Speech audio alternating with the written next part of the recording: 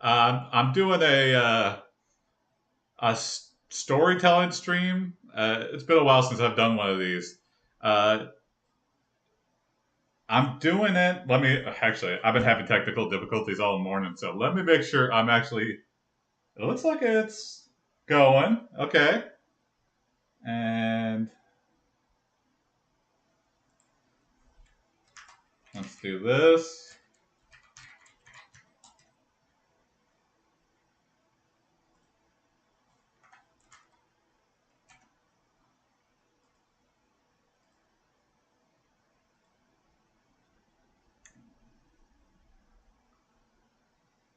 All right, that started. Okay. Uh, yeah, people have been watching my old videos on YouTube, and I've really wanted to write, and I sort of have not really, kind of been in the habit of doing it. And I think back in the early 2010s when I was doing this AIPD stream over lockdown, and hey, what's up, Spike Memer? Oh man, haircut Jason. Yeah, hell yeah, good to see you, Spike Memer. Anyway, I was writing every day for at least an hour a day. I think that was a good habit. It got me thinking creatively. And I stopped doing it because, using AI for like something artistic feels like total garbage. And, I was getting some hateful comments about it. But now the tools are so much better. And, I just don't care. I just want to get better at writing. It helped me. If you don't like what I'm doing or that, I'm using AI to write some of the stuff, it is AI to unblock me, not AI to generate a movie for me, if that makes sense. If that makes it any better, I'm never going to convince the haters anyway, so it's just like, I just got to do what's right for me. Hey, what's up, Mile Ride? Good to see you. See, the regulars are already coming back. All right, so I'll quickly 5-second explainer for the new setup. Ollama and Open Web UI. I'll link them in the Discord. Uh, Way easier to everything I coded for, the AI storytelling streams. This is it. Feature rich, just everything and more that I could ever want. It has TTS. It has. Oh, it doesn't have. It's not Goopsy. So this is pre Goopsy stream. We're going old school, straight text adventures. I'm gonna try to squeeze in 3. I don't know if I'll get there yet. What's up, John? Yeah, John Yar knows. We're all right. Let's get back into it. TikTok you can't see, but yeah, let's. I'm talking. I'm doing a story about a coffin maker. So let's see. I guess I'll just recap. This is a story about Rad Jackman, a 47-year-old coffin maker with a gnarly, macabre tattoos. Uh, uh, and he's making a particularly odd coffin. And a detective comes in because there's a murder case that she thinks is tied to these custom coffins he's been making. And Rad bores her to death with a bunch of like coffin making stuff. And then, yeah, AI Dungeon Times. Hell yeah. I remember the streams. Hell yeah, John. Anyway, she's about to leave when she knows there's blood on the ground. So, let's see. Red tries to pass off the dried blood as ketchup. It takes a little bit longer. I'm running everything locally too. I'm using Llama 3.1 8 billion parameter model. A lot of technical jargon that doesn't really matter to anybody, but just so you know. It, also for a historical, I keep these streams around, so it's for me to remember, like, oh, that was a good, good story. I wonder what model it was using.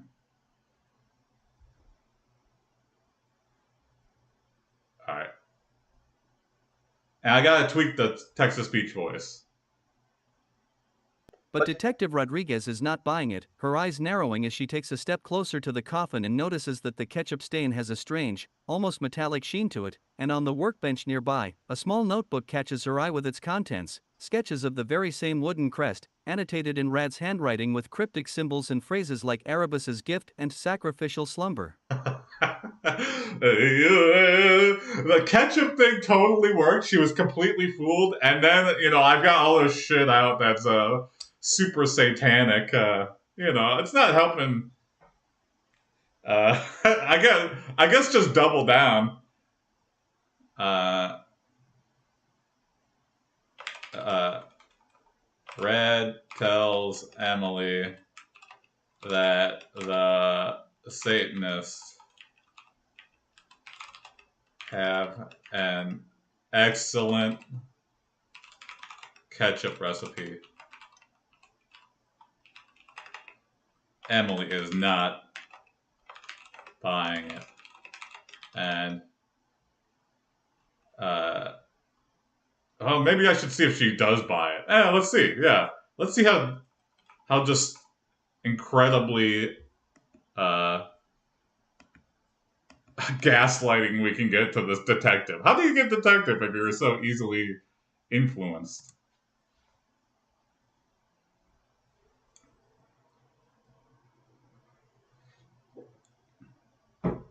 It's fun. I'm already being more creative, I feel like. Just, this is more than I've written in the past year, probably. And as he says this, a chill runs down Detective Rodriguez's spine, but she presses on, asking Rad about his involvement with the local satanic cult, and Rad, still smiling blandly, leans in close to her and whispers that they're not just any Satanists, but practitioners of an ancient and forbidden art known as the Blackwood Rite, which has a very particular use for high-quality coffins. Okay, we're building some lore here. Yeah, John, Detroit 75. I've only been once, but man, that's good. The jalapeno ketchup. That was some good stuff. That was an amazing shawarma. There was quite a wait when I went. I went within the first week, which is always a mistake with a new place. But I figured, I was like, they have a food truck, so maybe it would be fine. But I was wrong. It was a long wait. But man, was the food good. I do want to go back soon. All right.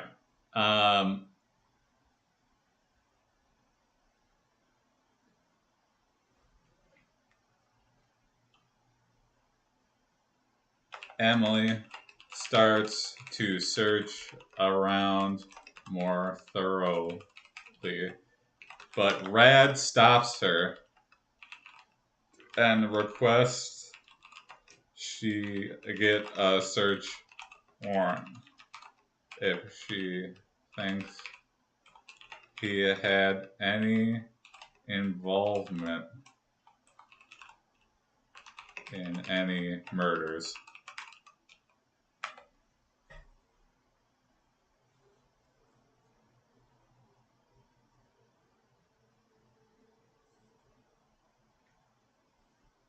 So I'm trying to set the pace where, we got a mystery that's not really a mystery. Or is it? Is he involved? Maybe. And by the way, Rad adds, his tone dripping with a mix of innocence and amusement, I think you'll find that my alibi for the time of the last murder is rock solid. I was at the annual Coffin Makers Guild dinner, where I gave a keynote speech on the art of mourning. The guild master himself can vouch for me. Rad gestures to a framed photo on his wall, showing him shaking hands with a portly gentleman in a three-piece suit. That's one of those alibis that's too rock solid. You have too many alibis. It's instantly made you the prime suspect, Yeah, here's me with holding a newspaper, and here's the clock, and I'm shaking the hands of all the prominent figures in town. And I couldn't have murdered, anybody at 7:05 p.m. last night because, here I am. It says 7:05 on the watch in the picture. It's like this is too coincidental, It's not completely incriminating, but the more innocent, even I'm becoming suspicious. Maybe he does do it. Okay, Emily Okay, here we go. Yeah. Emily leaves, and immediately,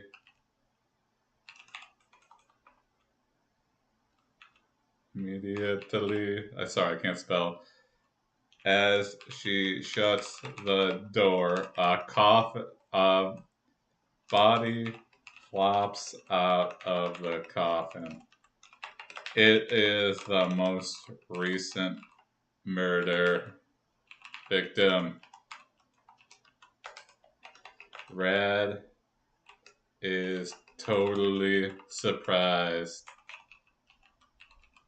and calls the client he was making a coffin for. Coffin flop is yeah. I just recently rewatched all of those. So good still.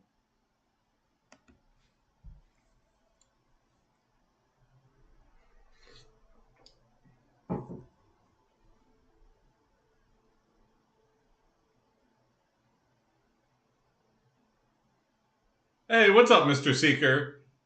Where did the run on the bike go? Uh, And to Emily's shock, she sees the victim's still eyes around, I flicker guess. open as they take a deep, gasping breath, before Rad says in a hushed tone into his phone, Father, it seems your gift has arrived a little early. No, don't worry. I've taken good care of it. Yes, just like you said. The Blackwood rite requires patience and dedication. Hold on, my monitor keeps going to sleep. I gotta power, sleep, and battery settings. Power mode, best power efficiency. Oh, hell no. Screen timeout. Turn my screen off there, 3 minutes. How about never?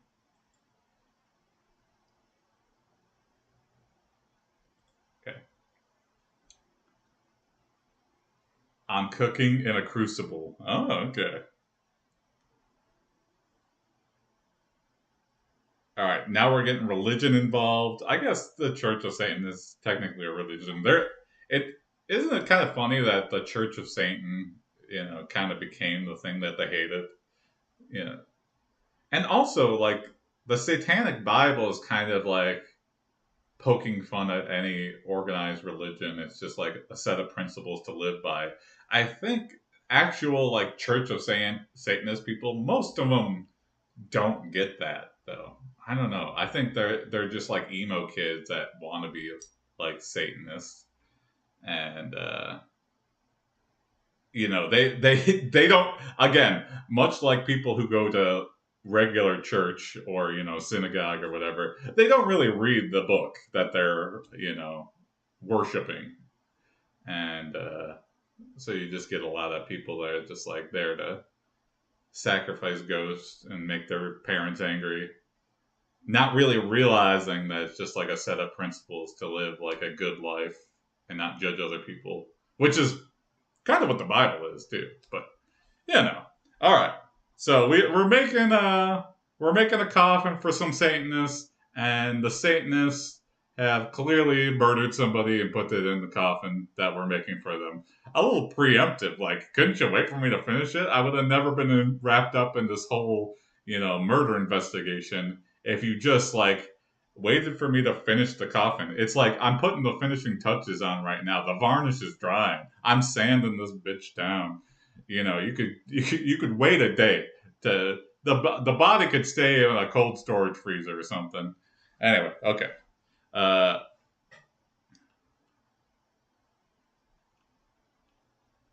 let's see. Oh my god! Also, sorry. The victim's eyes are open. Uh, okay. Rad performs CPR uh, on the man who flopped out of the coffin.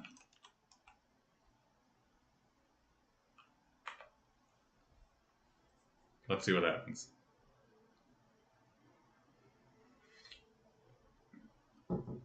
I recently became CPR certified, and sometimes I didn't realize that you have to do it for like 30 minutes, basically till when the paramedics show up. If they don't, like, come back And to to life. Emily's utter bewilderment, the Pretty victim's fucked eyes up. refocus and he struggles to sit up, a look of confusion washing over his face as Rad helps him into a sitting position, saying, "Ah, brother Marcus, I see you're feeling a bit rested. Don't worry, it's all part of the process." The detective's mind is reeling. Was this victim a willing participant in some twisted ritual, or That's had he been weird. brought back from the dead against his will? Give me a month and some time for an NDA. Oh, Mr. Seeker, awesome. Yeah, that's a good news. I'm excited that it's wrapped up for you. That had to have been a big headache, going to court for something like that. I expect the court system to just be flooded with AI stole my paper or AI, you know, I got wrongly accused of being AI, but actually it wasn't. And then this guy didn't get accused AI, but was using AI the whole time. And this movie and this commercial is made by AI. Oh man, it's gonna be.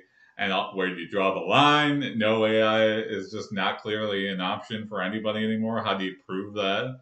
Anybody can open a browser on their phone and use AI for something, and then you're influenced by it. And ideas are kind of like the most viral thing.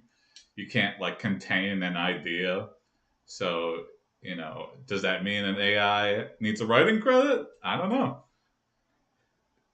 Yeah, who do you credit? Because is it the stolen works that the AI is trained off of, or is it the AI model itself? Like, so many questions. And we don't have any of the answers, and I don't think we're ever going to figure out.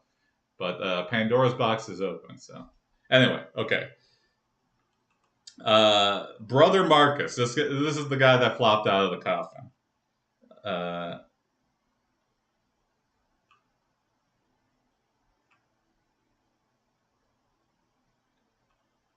Red ass brother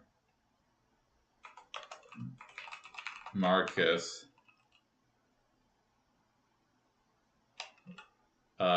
What is going on, and why was he beaten almost to death and put in his coffin that he and put in his unfinished coffin?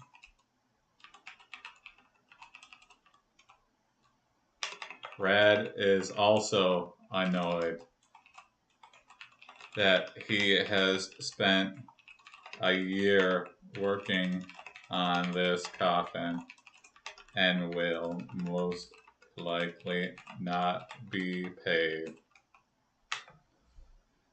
That's the worst, too. You put a bunch of craftsmanship into something, and then you find out a satanic cult has murdered somebody and put a dead body in it. I'm not going to get the bloodstains out of this.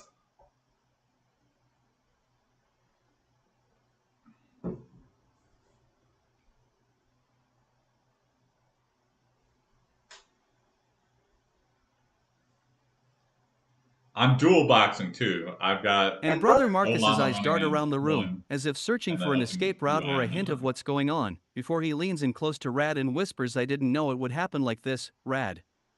I thought I was just donating my body to science, or rather, to the right."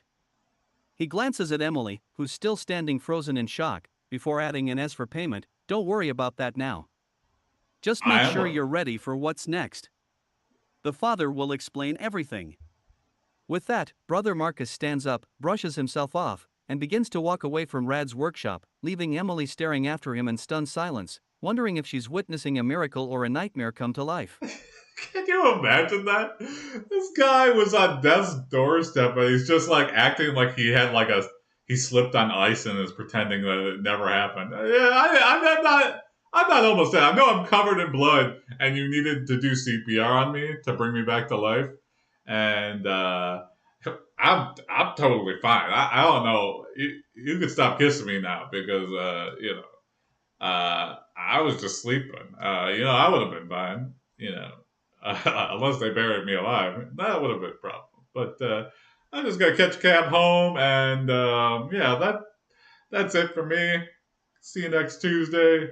Thanks for the bed for the night. I'll toss you some cash if I'm alive the next day. If I, not that I'm worried.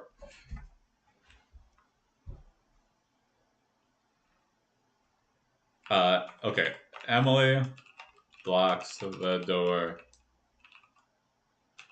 Rad grabs brother Marcus and says, "You're gonna take me to an ATM right now and pay me." Emily says, "Is that really?"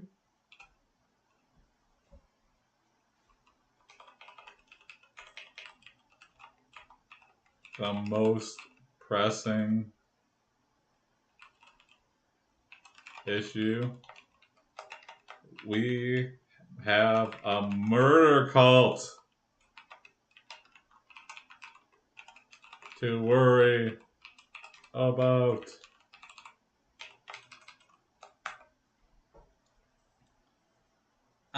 Easy for you to say, Emily. You're doing your job and you're getting paid a regular wage. This is my year. If I don't get paid for this, I'm effed. I'm screwed, Emily. So yeah, we're going to an ATM. I am taking this nearly dead man and extorting him for all his money, if he even has any. I don't even know. But Rad's face twists into a snarl as he tightens his grip on Brother Marcus's arm, his voice rising in desperation. Murder cult? Hey, what's up, Shadow? Ah, you don't know what you're dealing with. Good to see you. I'm just trying to get paid for my work, that's all. And besides, I've been paid before, in more ways than one. He glances at Emily with a hint of menace, before pulling out his phone and revealing a photo on the screen, which makes Emily's eyes widen in horror. It's her own name and address, scribbled in Rad's handwriting next to a crude drawing of a coffin. What?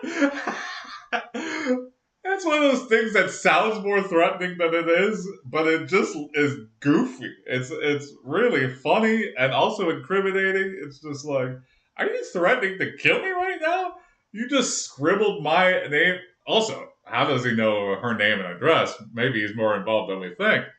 But yeah, here's your address and here's a coffin.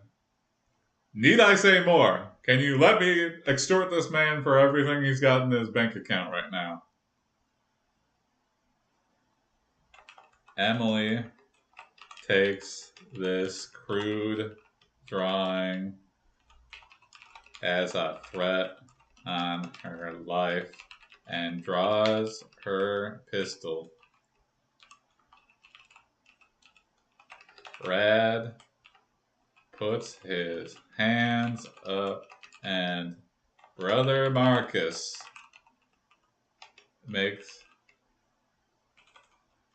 seizes the opportunity to make his escape.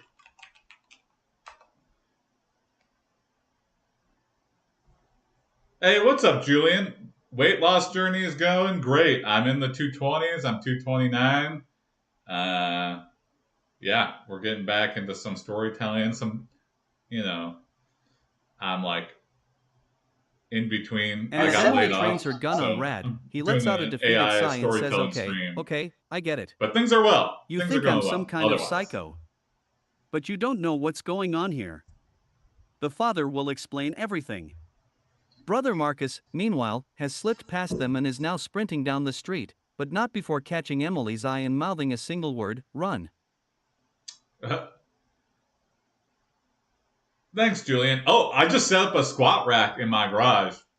So I'm just waiting for warmer weather, but I want to start, weightlifting again. And I say it every time I do get into weightlifting. I'm going to try my darndest not to go super heavy. But I think my problem when I go heavy is just because I was a cheap bastard. Now I've this past couple months I've inherited a weight set.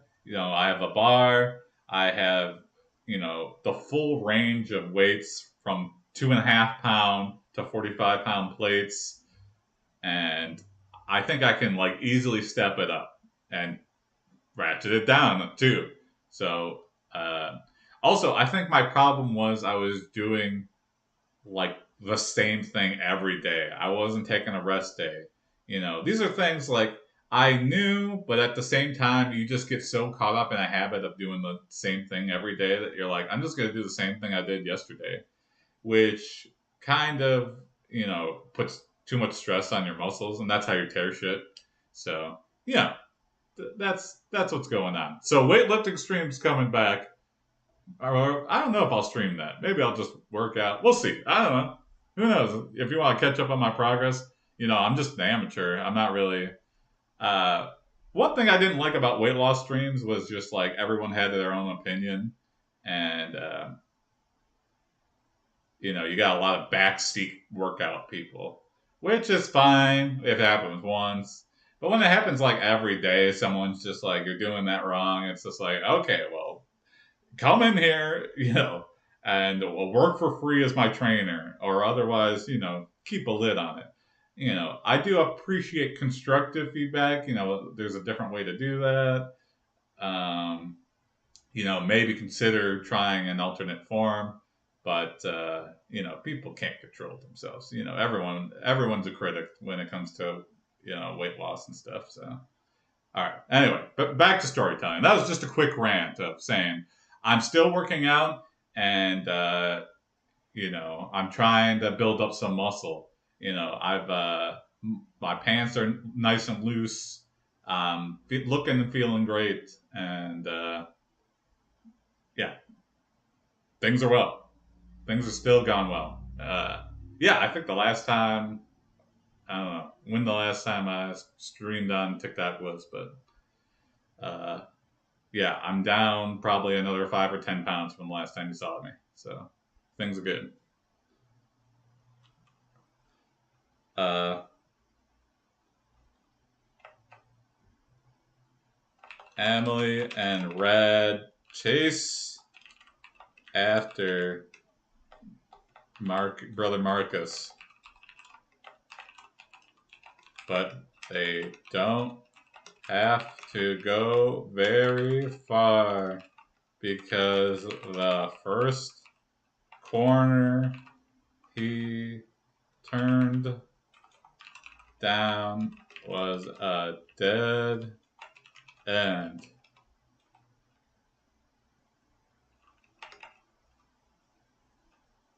Brad says there is nowhere to go, and then we see a rope ladder descend into the alley.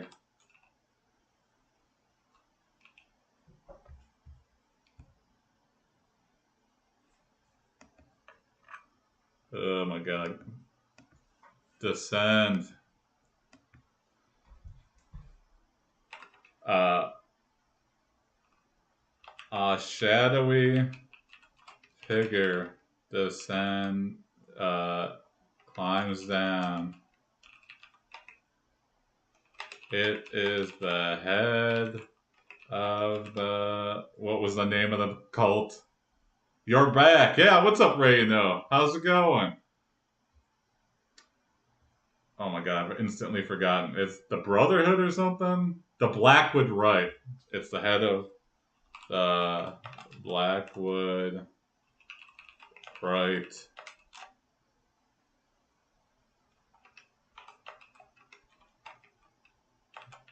Beavis Schmeavis.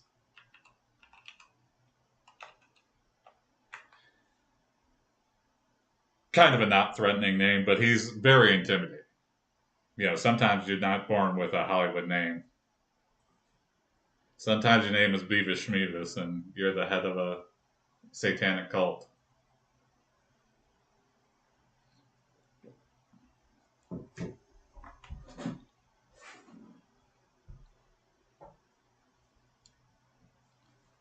Love a good name too. The alliteration of Beavis Schmeavis.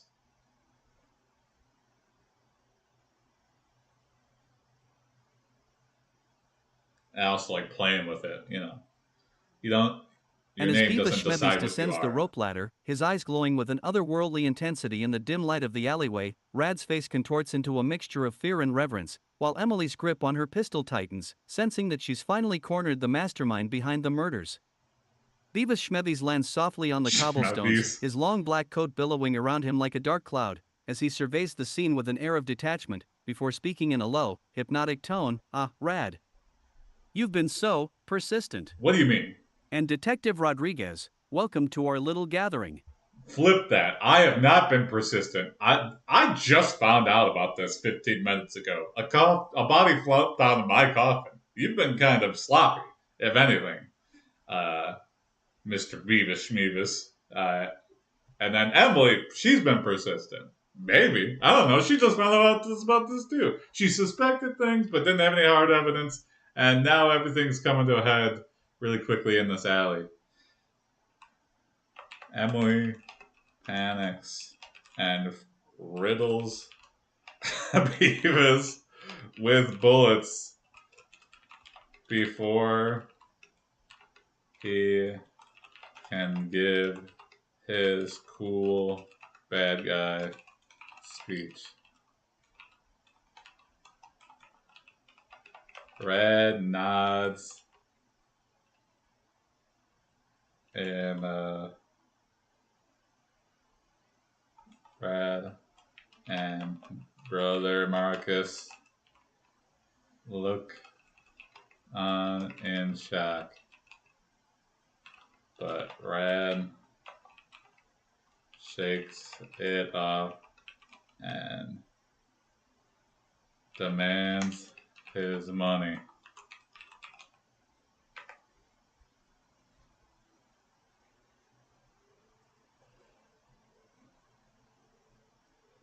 A violent first story back, but I guess, sometimes that happens. I want to do more AI stories where I don't kill somebody every story. you know, that's kind of just shitty writing. That means you don't really care about the character and there's no repercussions. You're not really thinking about if you killed anyone, there'd be a huge price to pay. So, And as the sound of gunfire echoes through the it's fun alleyway, though. Rad's eyes flicker to the body lying at their feet, before he turns back to Emily and says, "Ah, now that's taken care of." And speaking of which, Brother Marcus here owes me a significant sum for his donation. I'm talking upwards of $10,000. Brother Marcus looks like he's One about to protest, expensive but coffin. Rad raises a hand, warning him off. "Don't even think about it, Marcus. I've got receipts, and I know where you live." Well, I've got one Emily, receipt. still trying to catch her breath after the shooting spree, looks at Rad with a mixture of disgust and amazement, wondering if she's just witnessed the most bizarre interrogation in police history. She made it bizarre. She killed a guy. Fight or flight. You don't expect to. He probably was going to say something like, I have all this evidence. I'm one of many. If you kill me, nothing will happen. But he didn't get any of that out.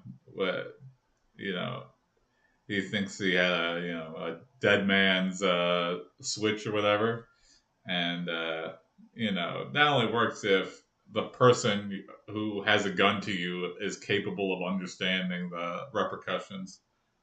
Uh, Emily didn't even, she just went based full instinct here, and you know, as an amateur detective. Well, who knows? Maybe she's seasoned, but she's never had to deal with a murder like this.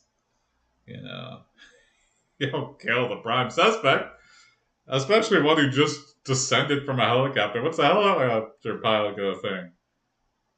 Uh, uh, okay, well, this has been fun.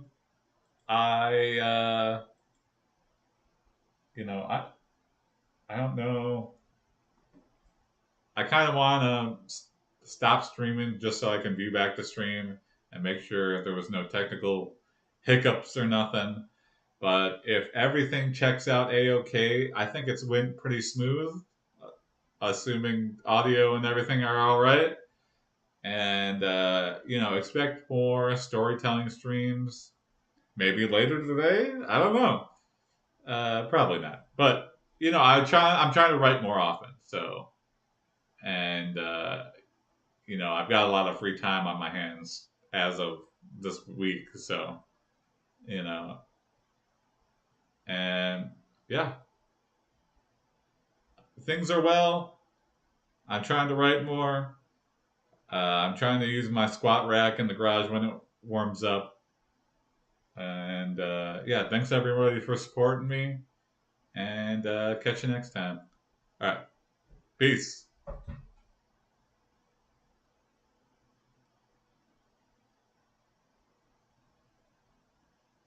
See ya. Oh my god, I'm forgetting what computer I'm on. Okay. See ya, everybody else. Bye. See you, Malride. Good night. Good afternoon for me.